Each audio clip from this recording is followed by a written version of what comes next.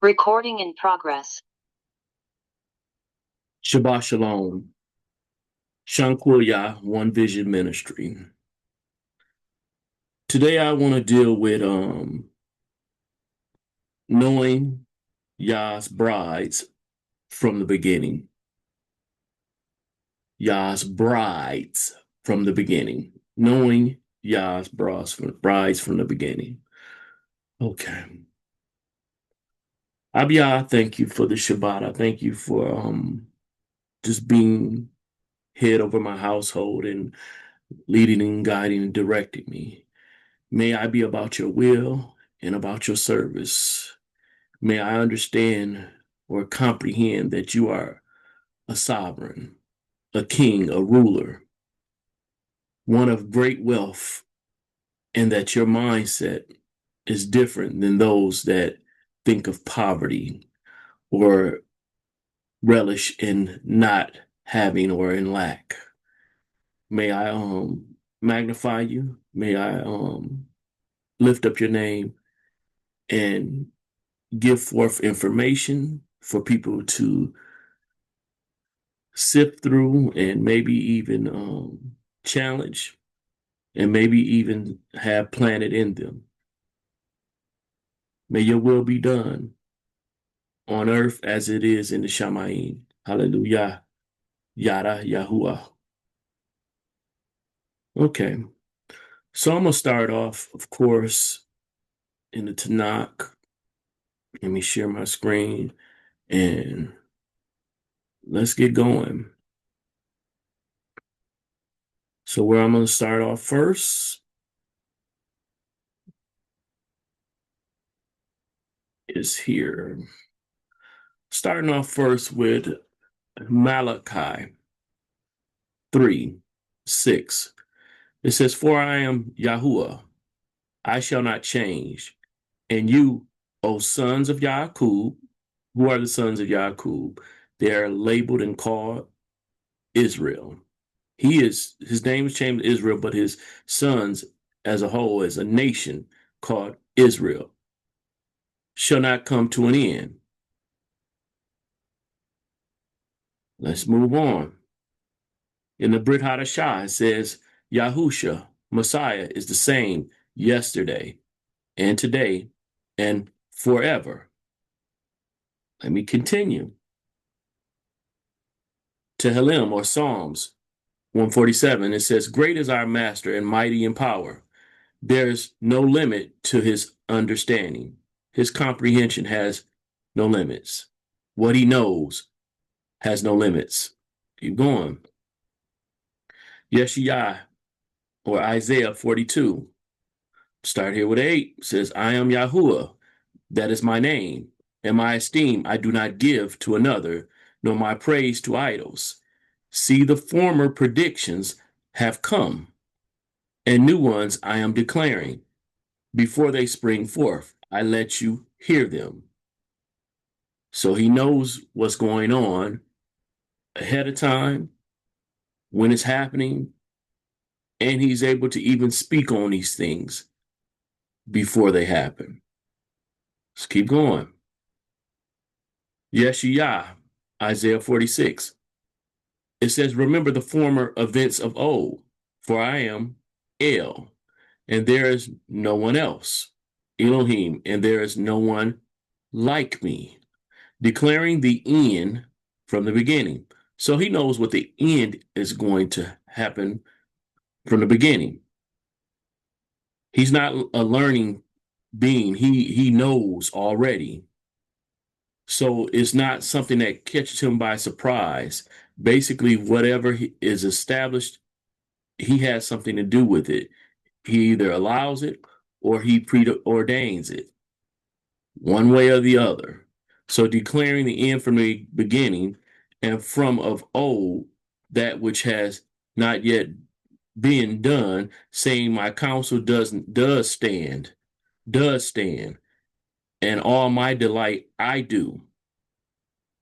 So if he uses something, set something in motion, he already knew it was going to happen. It was not by happenstance or by mistake. Though we believe that we choose to do some things, which we do, he already knew what we were going to choose before we chose it. So it's not like we have altered his plan or he knew what to put in place to make his will manifest. Basically, whatever we do, it's going to work out to do what he wants it to do in spite of us. This is something that many can't, I guess, comprehend. They have issues with certain dynamics of how life is, ignoring that y'all knew it was going to be that way from the beginning. Some of the things may not feel fair. Our emotions really, what does that have to do with the matter? How you feel? The goal in the end is that his will be done. And sometimes that the process is not pleasant. Let me continue.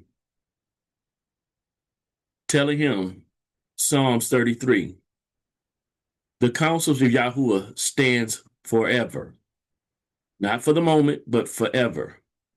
The plans of his heart to all generations.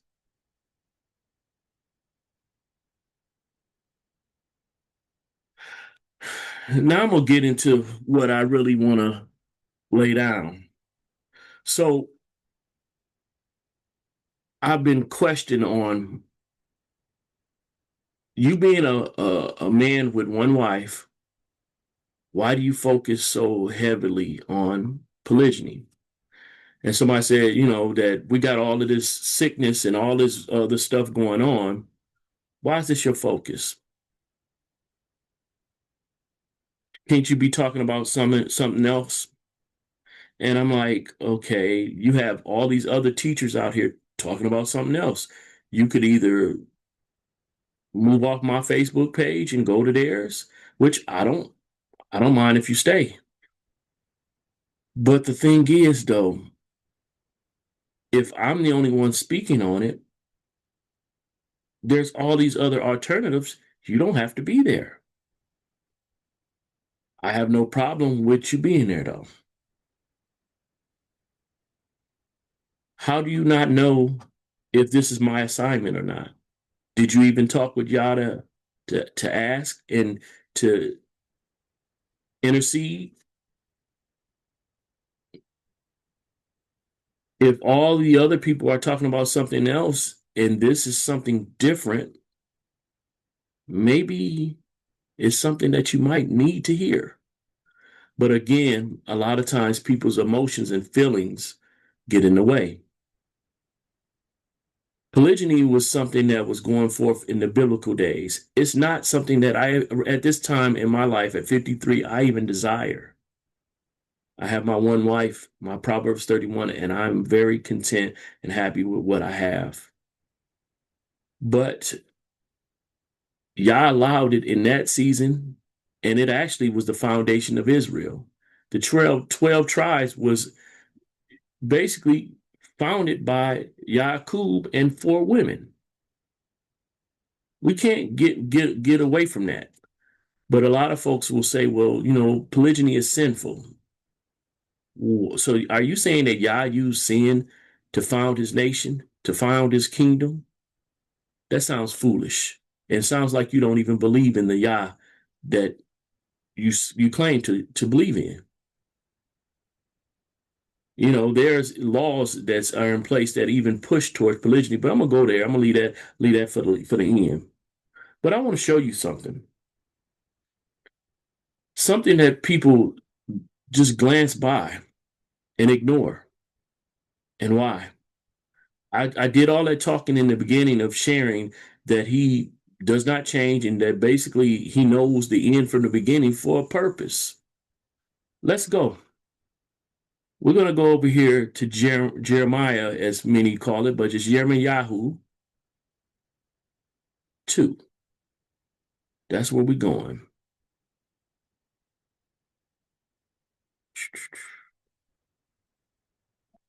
Let me share my screen real quick. All right. So as you see what I have highlighted here, let me see if I can make my screen bigger, because let's see if I can do that a little bit bigger. Okay, just a little bit.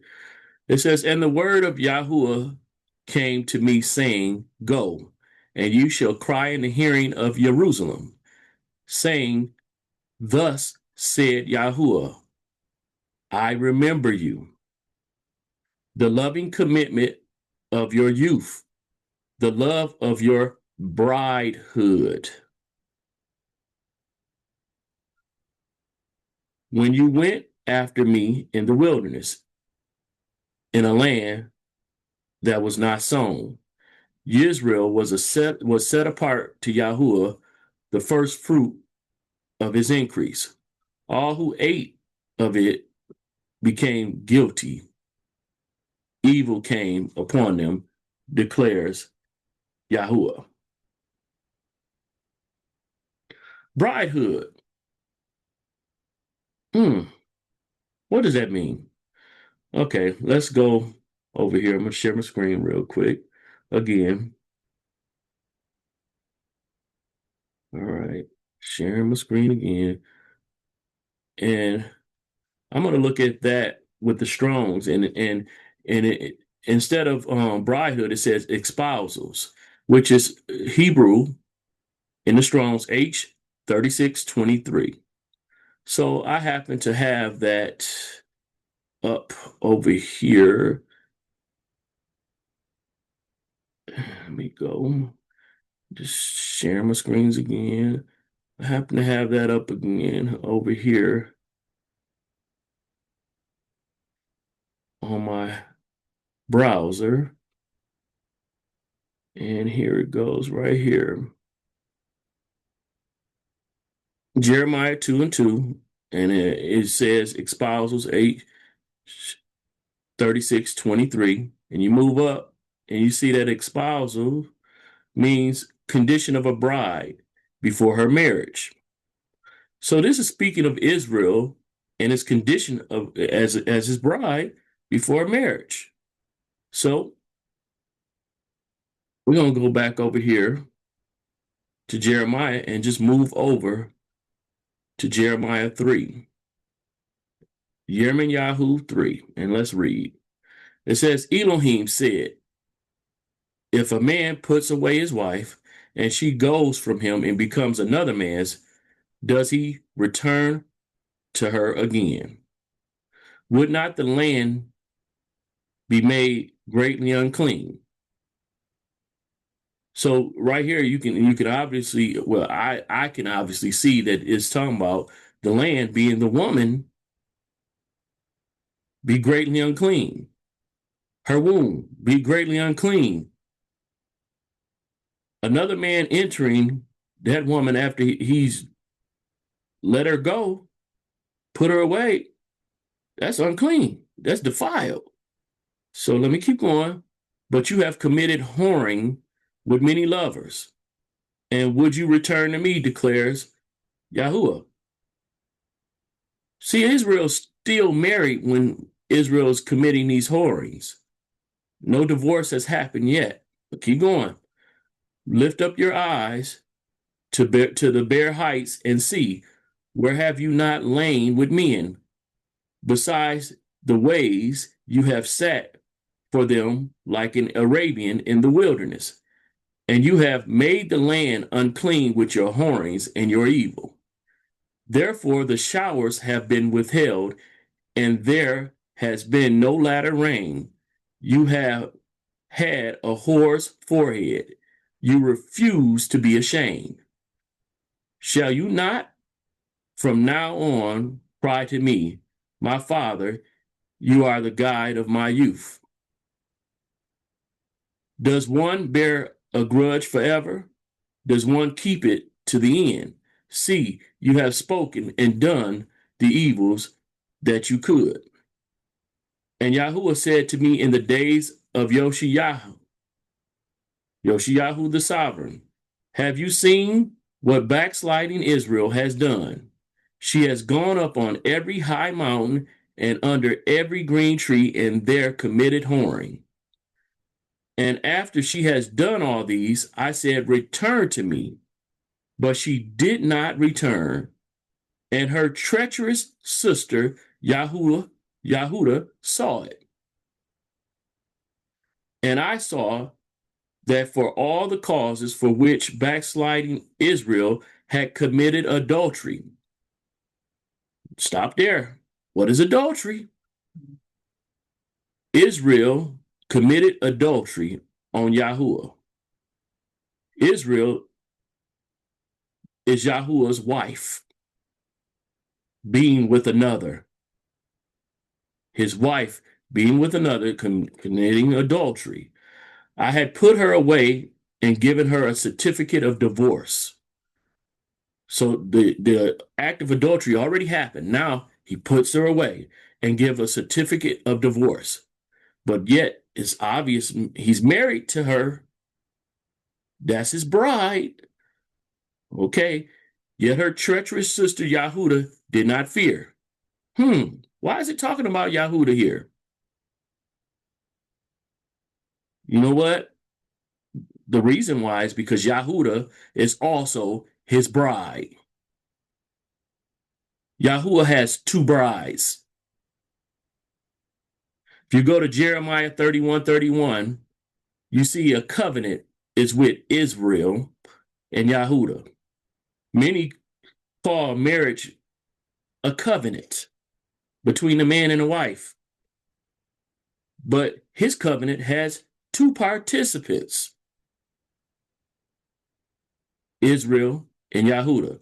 You go to Hebrews 8:8 and you see that same covenant with Israel and Yahuda. It's renewed. So the marriage covenant renewed. Remember, he given her, Israel, a certificate of divorce.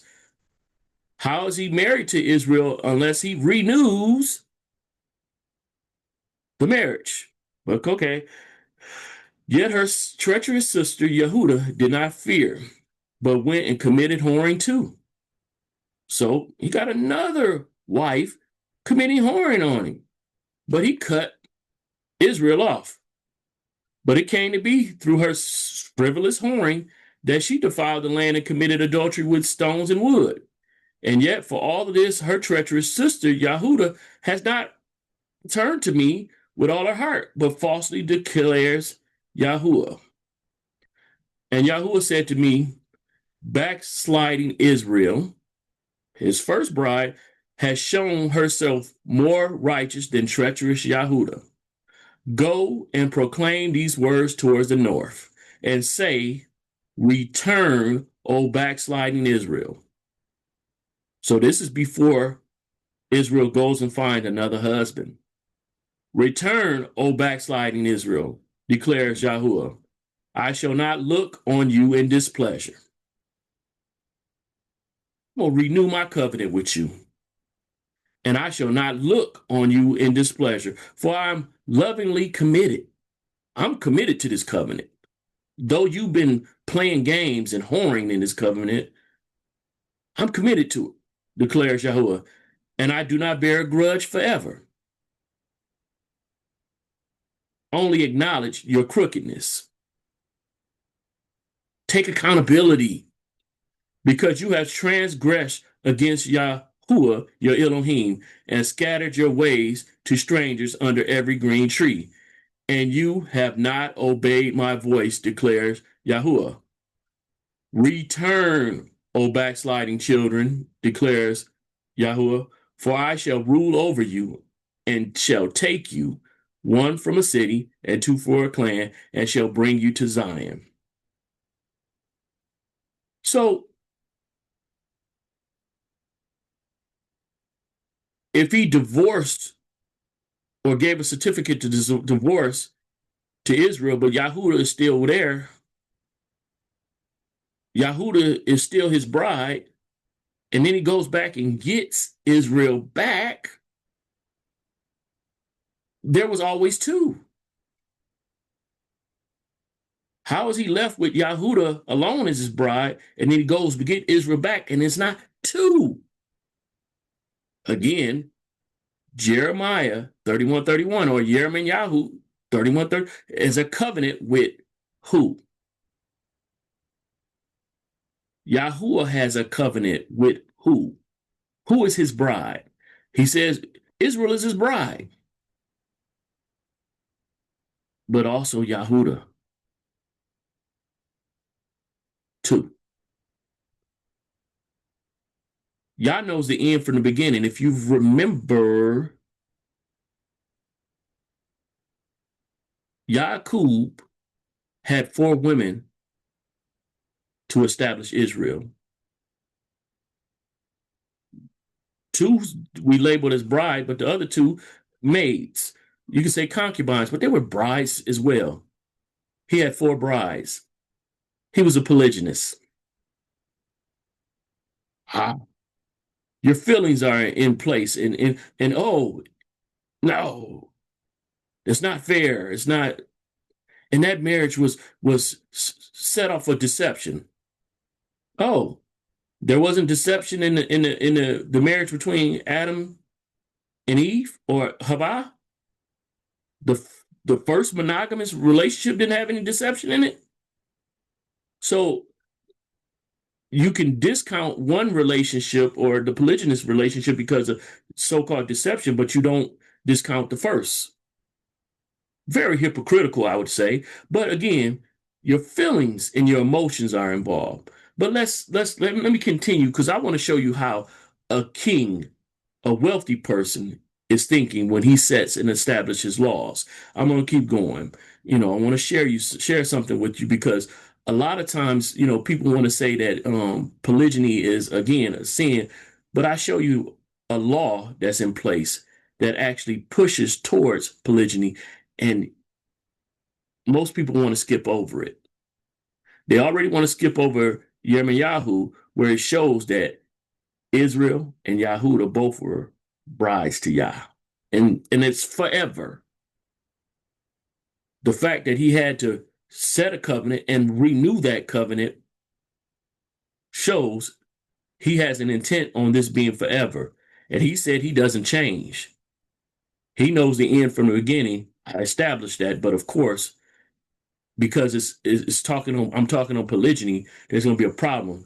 It's like, why are you talking about that? Because people need to have a comprehension of what truth is and be able to deal with it. Even if me, myself, who don't want polygyny, but of course, I'm a lustful man, and that's the only reason why I'm teaching on this, because it's something that's I must desire when I don't. And why are you talking about it? Maybe I'm probably the proper person to talk on it, because I'm not one of these jellyback people that's gonna simp and try to appease a woman's emotions and feelings on this matter. I don't want it, but I'm talking on it because I'm led to. It's my lane. I'm supposed to be talking on it in this time in the season, because the ground needs to get softened, because it may be coming real soon that this is something that needs to be put in place, and people aren't even prepared to accept it. They reject it already because of their emotions and their feelings. But let me continue anyway. Let me continue. All right. Going over to this law. Most recognize Deuteronomy as the second telling of the law. So if you do, let's go to Deuteronomy. That's where we're going. Going to Deuteronomy, and we're going to 25. So Dabarim, Deuteronomy 25. I'm going to start at 5, and I want to show you this law that is obvious. A wealthy man would have this in mind. A wealthy, not man, a ruler, deity, sovereign. It says, when brothers dwell together. That first beginning part doesn't tell you anything about their marital status, either one of them. But let's continue. And one of them has died and had no son.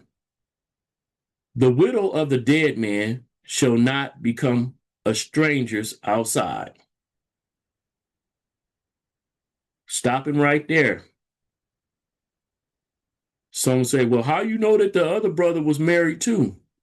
So one brother is married and you're going to just assume that the other's not. Either way, if he married or not married, this still is the law. This is a law that's put in place. This woman has now all the possessions of this dead brother. They belong to her. So let's proceed and let's keep going, because that wealth is of a family. That wealth that's in that household, especially if he's the oldest brother, that wealth is supposed to be for that family line, that lineage. Her husband brother does go into her. Oh man. Some people gonna try to say that's fornication. And it's like I keep trying to get people to understand and comprehend this whole new thought of fornication is not, it's not lining up with Bible, the Torah or Tanakh. It's not. But anyway, brother does go into her. It said he goes into her and shall take her as his wife. So he done added her as his wife. Most people, oh man, I don't want my sister's wife. But let's look at, put minus the feelings and emotion, let's look at the reason. And perform the duty of a husband brother to her. And it shall be that the firstborn son which she bears does rise up for the name of his dead brother, so that his name is not blotted out of Israel.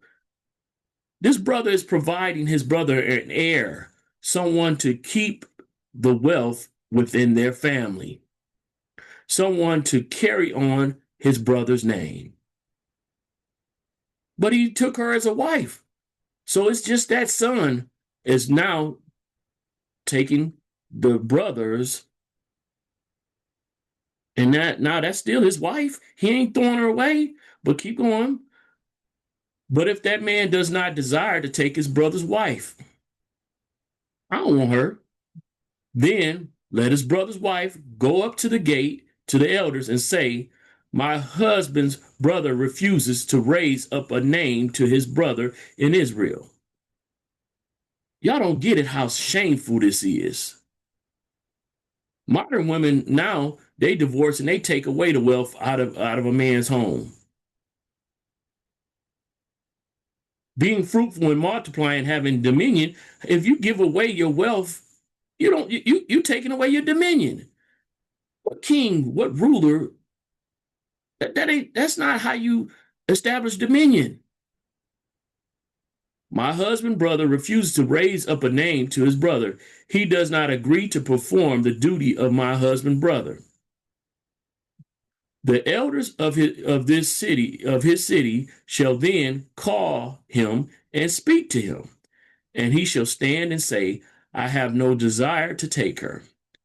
And then his brother's wife shall come to him in the presence of the elders and remove his sandal from his foot and shall spit in his face. Basically, going to publicly humiliate this man because he has humiliated his deceased brother and this woman by not taking on his responsibility, which is to add her as his wife, to add another wife to his household. But of course, no, the Most High is against polygyny. No, this is a law he put in motion. So she gonna remove his sandal from his foot and shall spit in his face and answer and say, thus is done to the man who does not build up his brother's house. This is a dishonorable position. And in Israel, his name shall be called the house of him who had his sandal removed. This name would go on him and be labeled on him. This shame, this dishonor would sit on him. That is a law. But of course, people believe the Torah up until they don't. And they say, well, why that don't apply to us now? Why? Oh, because we've been in bondage. Oh, so your poverty mindset does not want to return you to the esteem of being those who reign. Our Father has cattle on 1,000 hills. If we want to return to his will and his wealth, we have to have his standards in place.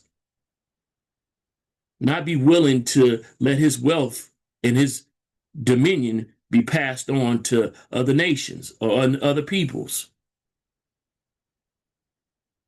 This was said in order to keep the wealth within the family. But people now they don't see this as relevant because, oh, we don't have no wealth. We pass it on debt. But shouldn't we have the mindset to believe that Yah's going to return us to the position that we're supposed to be in? And if that be so, what he set in as a parameter or way to maintain what he put in motion, we should be wanting to do. Oh no, that brother right there, he didn't want to do it. And we see what happened. It ain't about your feelings. It ain't about your emotions. It's about the will of Yah. Many will, point to Yahusha and say, well, Yahusha said this. And I'm like, but Yahusha also said, our Father, which art in heaven, hallowed be thy name. Thy will be done, thy kingdom come. Thy will be done, thy kingdom come. With his kingdom comes his wealth. With his kingdom comes his esteem. And we should want to keep, not just, I'm not using Shamar right now, but we should want to maintain what belongs to the family by the means that he set in place. And this is one of the means, polygyny in this moment, adding the wife of your brother, your deceased brother. But nah, polygyny is not. You're going to have a problem with what Yah says over and over. You want to defame Yaqub by talking about, nah. If the law was against polygyny, like you said, or most of you say, when Yaqub was married to Leah, he should not even had to seek out Rachel. He should have been content with that. Because then, if it's against the law, him adding Rachel would be a sin. But no. He was able to, with years past, add her and then even take on Bilhah and Zilpah. But your emotions, ignore that those seeds that came out of them children that came out of that were Baruch. Yah's favor was all over those 12 sons, despite polygyny being used. Yah knew it was going to be used in the beginning. Just like he knew that Havah and Adam were going to fall in the garden. Y'all act like he is not the one that set up means to make things still come back to his will being done. And of course, you're offended. Be that. Abba Yah, I thank you for this Shabbat. I thank you for this opportunity to minister. I get it. I may get some people that block and delete me off of this, and if that be it, so be it. Your will is what I'm all about. Again, I'm a man with one wife, not seeking another, but I'm about also teaching truth. I want your will to be done, not mine. Oh, I don't believe, no, because me as a father of 3 daughters, I am not comfortable thinking of my daughters being in a polygynous marriage. But again, it's not my will, but thy will be done. So this Shabbat, I brought forth this message. Let it do what it's supposed to do. Let it plant seed where it's supposed to plant seed is. Let it divide from those that don't want to hear it. Let them separate. Move. Get out of the way. Somebody else gonna get in position and be able to hear and take this seed and grow from it. I thank you, Yahuwah.